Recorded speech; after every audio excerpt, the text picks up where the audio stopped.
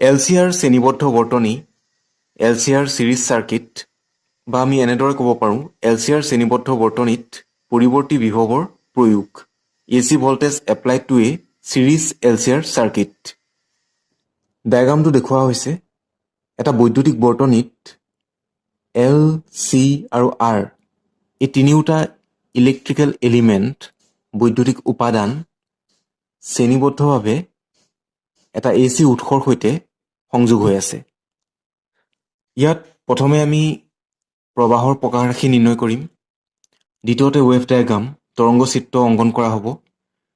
3 নম্বৰতে ফেজৰ ডায়েগ্ৰাম, ফেজৰ চিত্ৰ অংকন কৰা হ'ব। আৰু 4 নম্বৰতে গড় ক্ষমতা নিৰ্ণয় কৰা হ'ব। তাৰ বাবে P = IV এই ফৰ্মুলাটোৰ আমি সহায় ল'ম। এতিয়া প্ৰথমে প্ৰবাহৰ প্ৰকাশ ৰাশি নিৰ্ণয় কৰা যাওক। ধৰা হ'ল LCR শ্ৰেণীবদ্ধ বৰ্তনী এটাৰ লগত পৰিৱৰ্তী বিভৱৰ উৎস এটা সংযোগ কৰা হৈছে।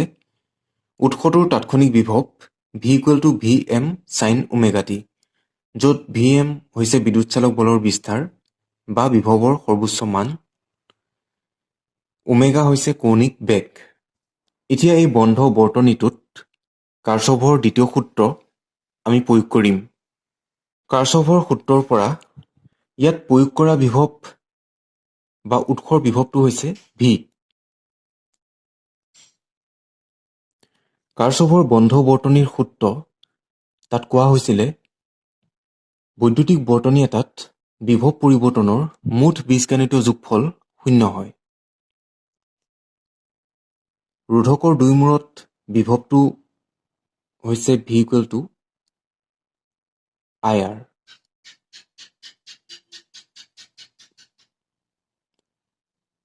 ধাৰকৰ ক্ষেত্ৰত আমি বিভৱটো পাইছিলোঁ V = Q/C।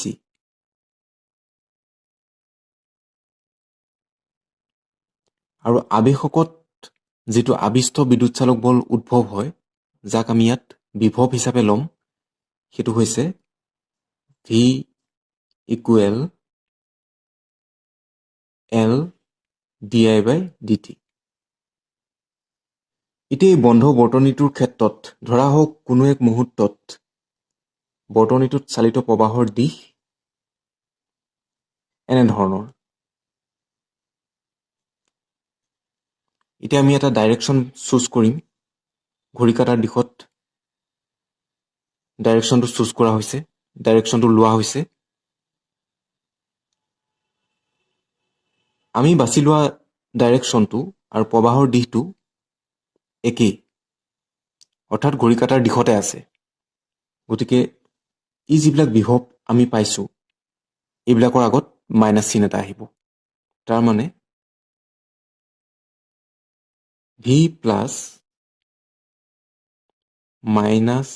-IR + -Q/C + -L di/dt = 0। যিহেতু বন্ধ বৰ্তনীৰ সূত্ৰত কোৱা হৈছিলে যে বিভৱ পৰিৱৰ্তনৰ মুঠ বীজগণিতীয় যোগফল 0, সেইবাবে আমি যোগ কৰিছোঁ। কিন্তু কাৰ্চভৰ দ্বিতীয় সূত্ৰ প্ৰয়োগ কৰিবলৈ যাওঁতে চিনৰ নিয়ম আহি পৰে, যাৰ কাৰণে প্ৰত্যেকটো উপাদানৰ যিটো বিভৱ ভেদ আমি ইয়াত পাইছোঁ, তাৰ আগত মাইনাছ চিন এটা আহিছে। আমি এনেকৈও লিখিব পাৰোঁ V -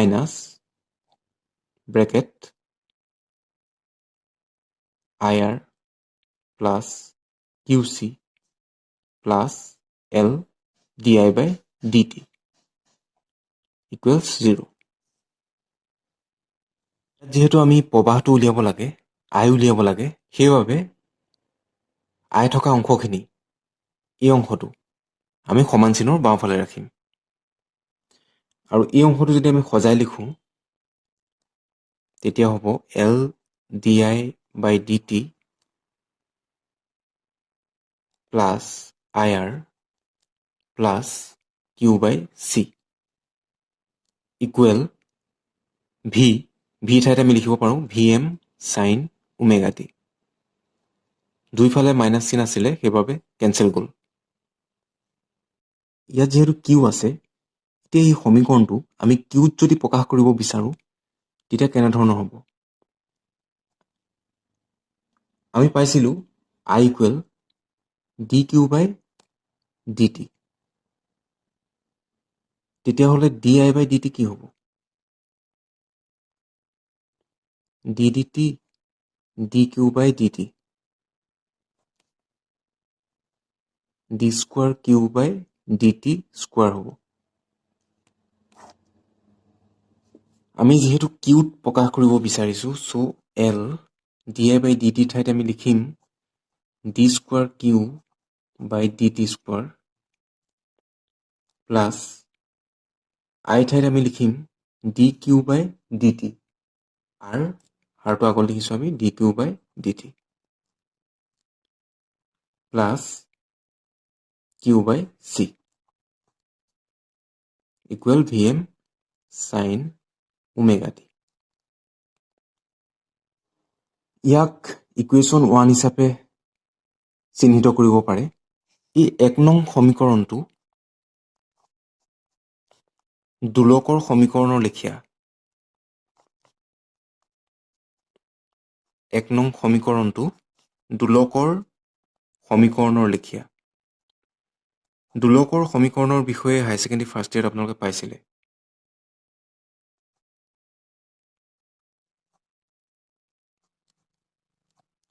বা আমি এইটো ক'ব পাৰোঁ 1 নং সমীকৰণটো দোলকৰ সমীকৰণৰ সৈতে একেই।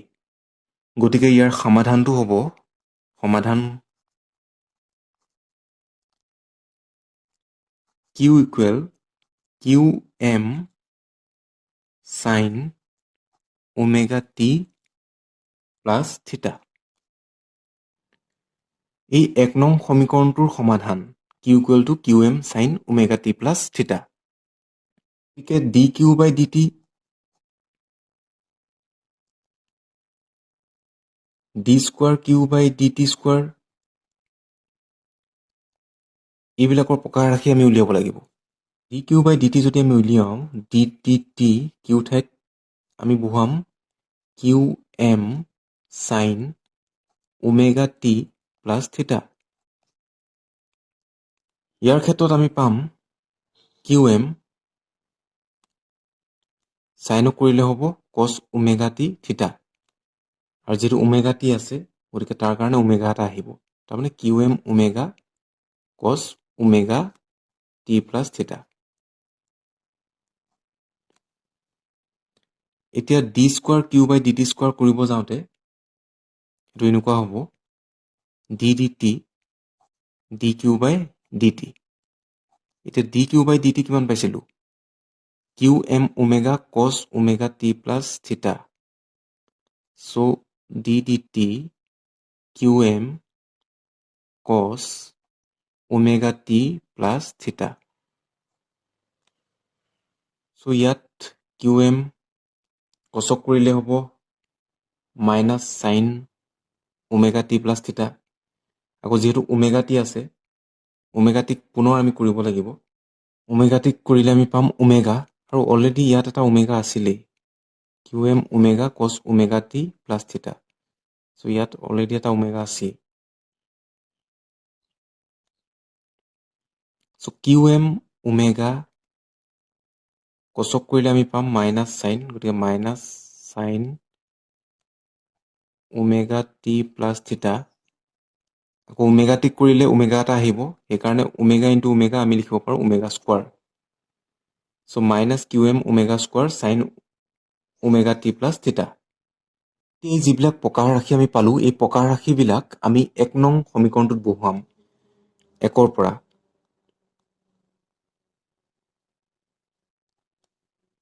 পামগে minus L D square Q by D T square ঠাইত আমি কি লিখিম? মাইনাছটো অলৰেডি লিখা হ'ল Q M omega square sine omega T plus theta plus R Q by D T D Q by D T তাৰ ঠাইত আমি লিখিম Q M omega cos omega T plus থিটা।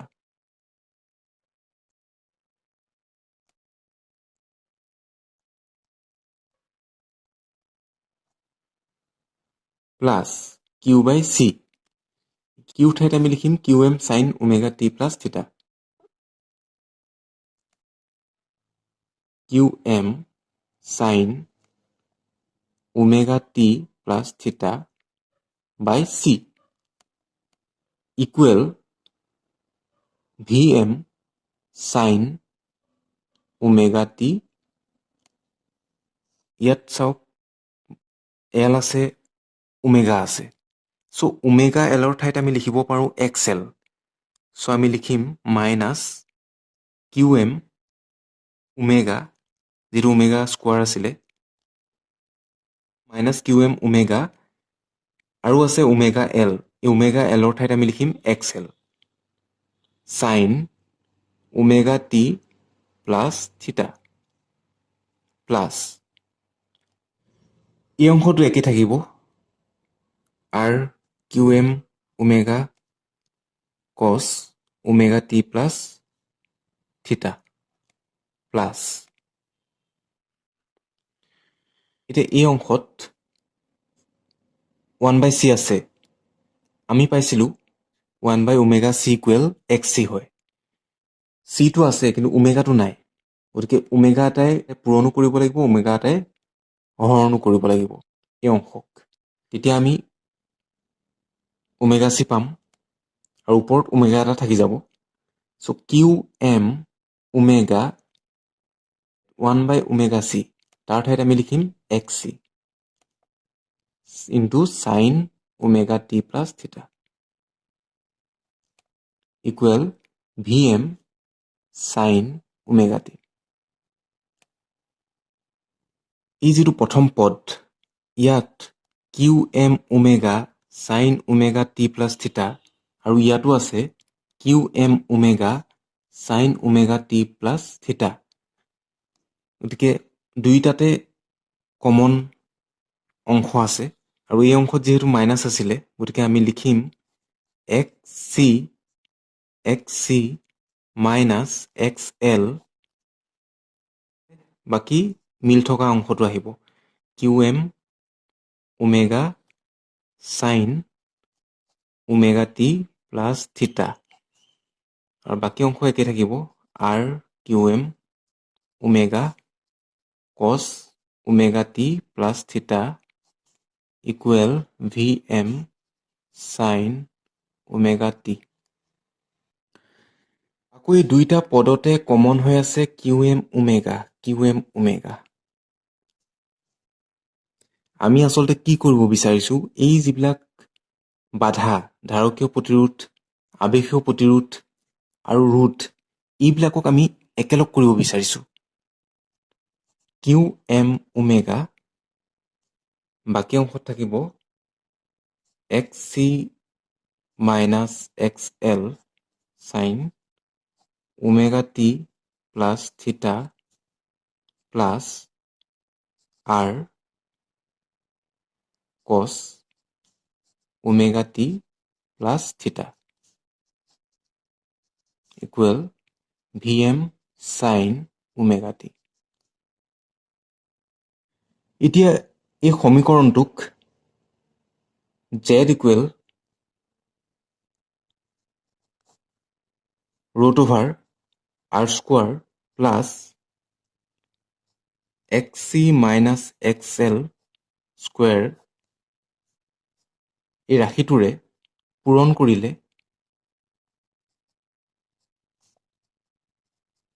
কৰিলে পাম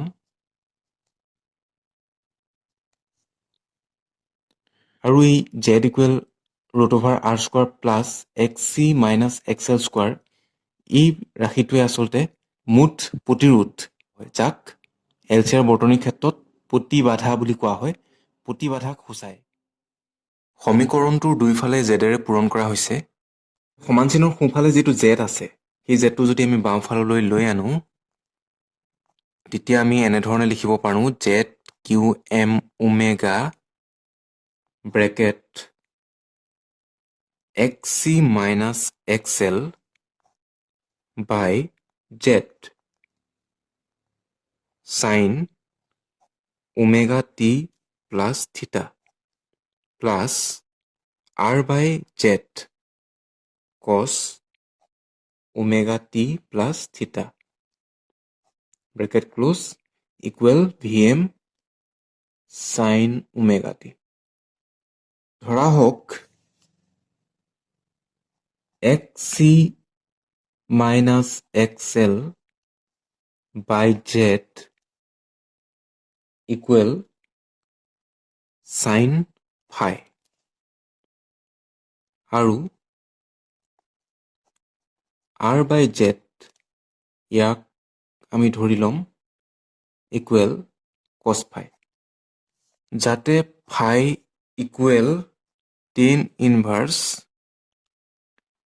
xc minus xl by r হয় এতিয়া এইটো কেনেকৈ পালো phi equal tan inverse xc minus xl by r sin phi by cos phi কৰক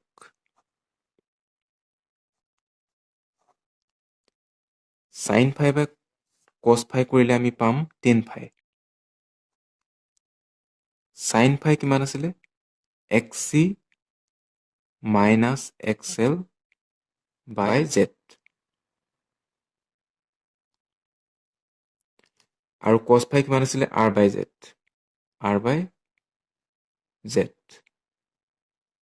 z cancel যাব আৰু আমি পামগে xc minus xl by r tan phi equal xc minus xl by r এটা যদি phi উলিয়াই phi equal কিমান হ'ব phi equal tan inverse হ'ব tan inverse xc minus xl by r xc minus xl by z ইয়াৰ ঠাইত আমি বহুৱাম sin phi r by z তাৰ ঠাইত আমি বহুৱাম cos phi আৰু আমি পালোগে এই সমীকৰণটো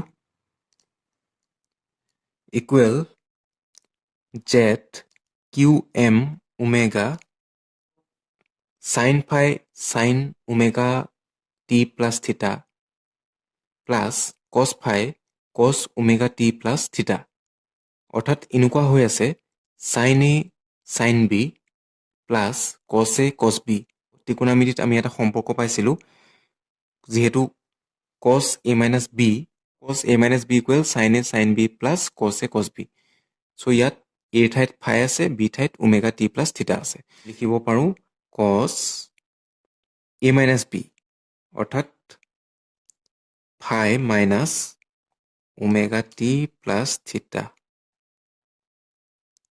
equal Vm sin omega t এতিয়া ইয়াত যেটো sin omega t আছে তাৰ ঠাইত আমি এনেকৈ লিখিব পাৰো Vm sinক যদি cosলৈ লৈ যাওঁ Vm cos omega t minus pi by 2 এতিয়া তুলনা কৰি আমি পাম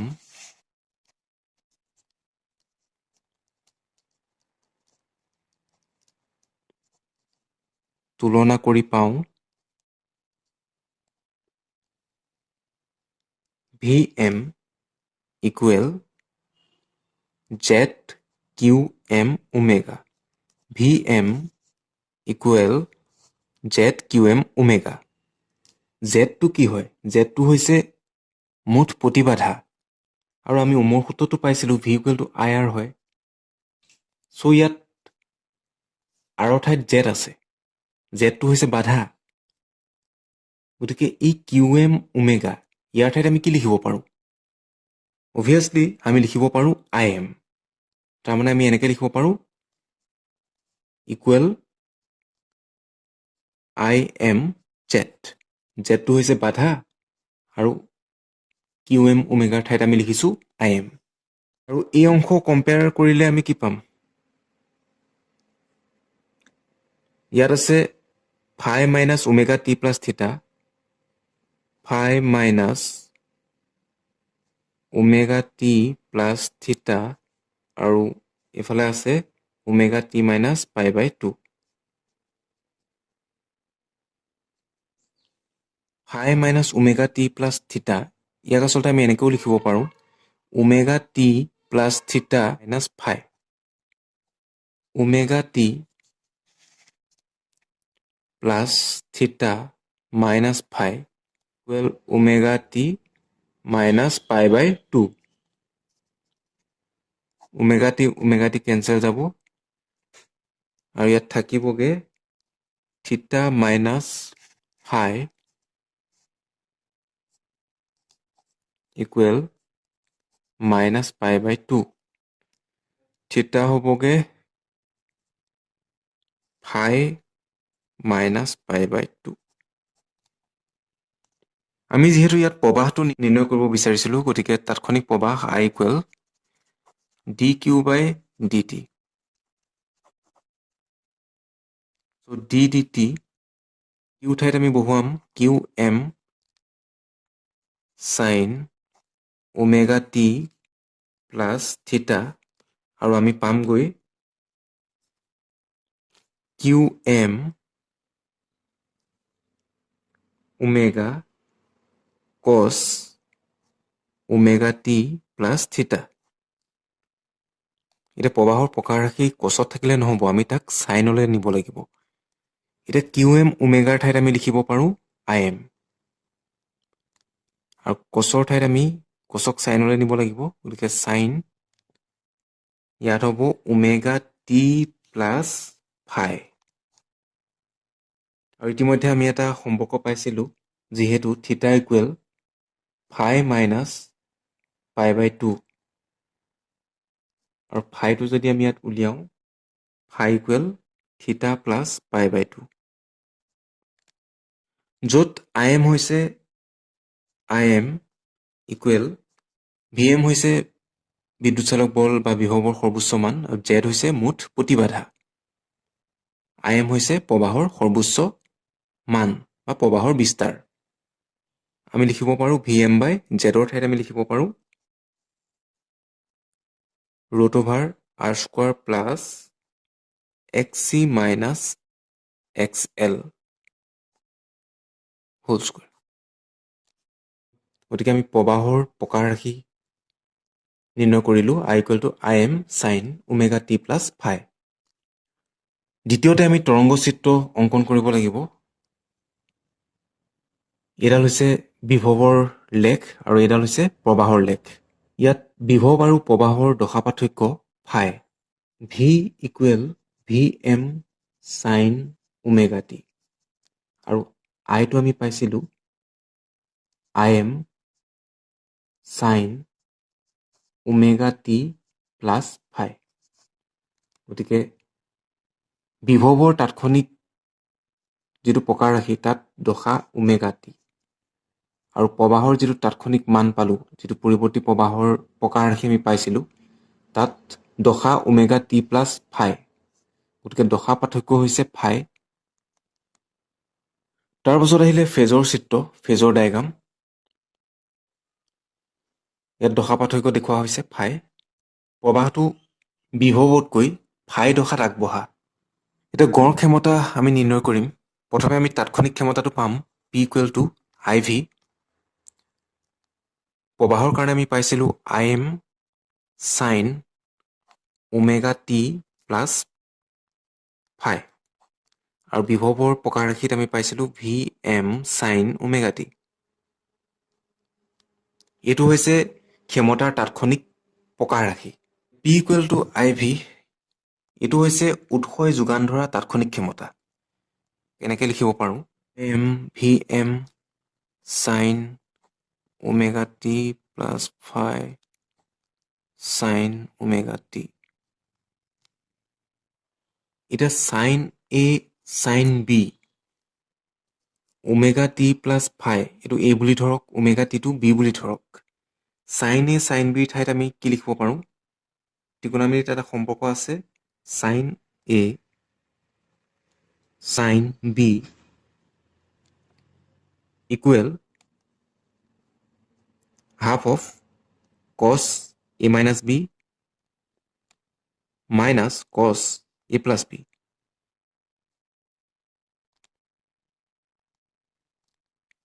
আই এম ভি এম বাই 2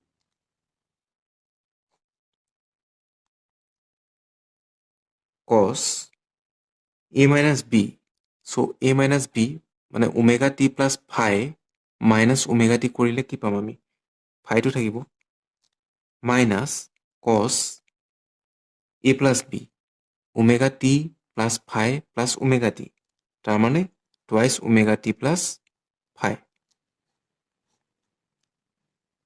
এতিয়া গড় ক্ষমতা আমি ল'ম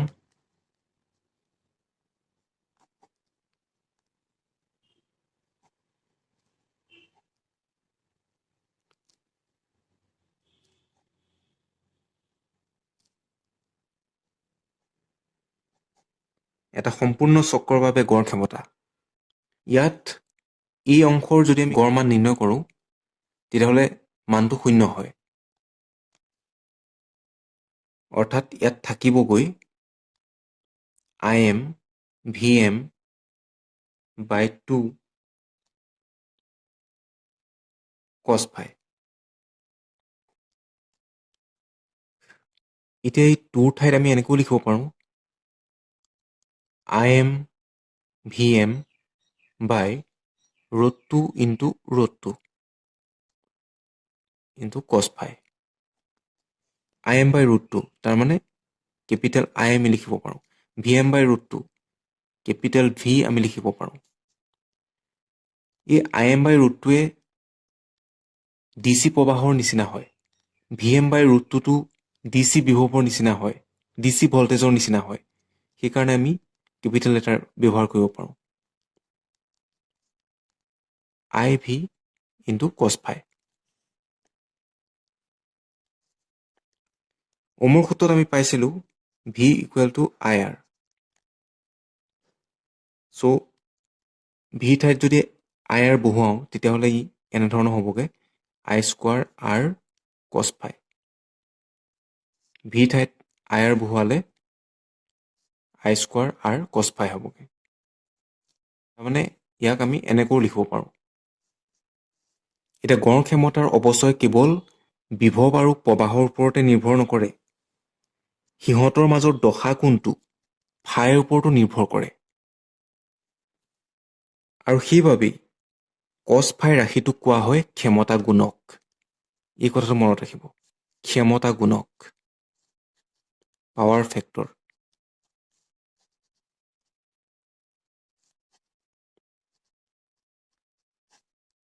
ACৰ ক্ষেত্ৰত পাৱাৰ ফেক্টৰ হৈছে cos phi।